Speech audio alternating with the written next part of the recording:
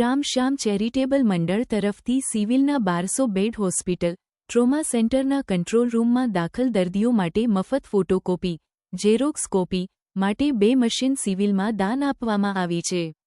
Civil હોસ્પિટલના superintendent Shri રાકેશભાઈ Joshi, RMO Shri સંજયભાઈ કાપડિયા અને શાહીબાગના corporator Shrimati Mayaben Jain Shri Ram શ્યામ છે.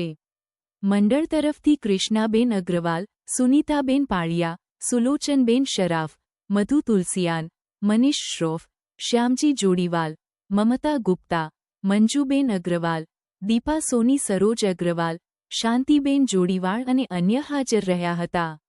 શ્રી અજય દિલીપજી મહેશ્વરીની તરફ 5000 મીટર કફન માટેનું કાપડ શ્રી રામ શ્યામ છે.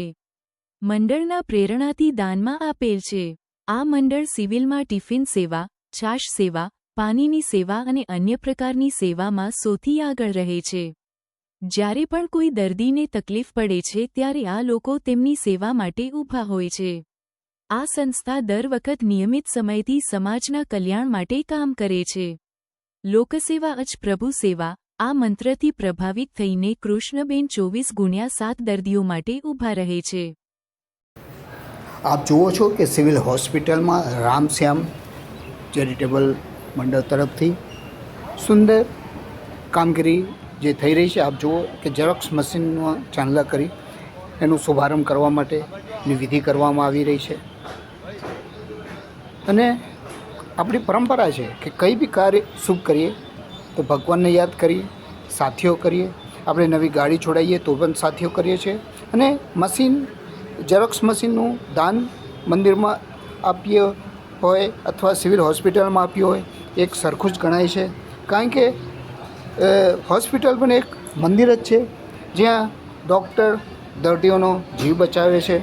ને દર્દીઓને જે પડતી હાલાકીના રૂપે ઝેરોક્સ મશીનની આરતી ઉતારવામાં આવી અને કોઈ પણ દર્દીને ઝેરોક્સ કરાવવા માટે બહાર જવું ના પડે, અંદર જ ઝેરોક્સ થઈ જાય.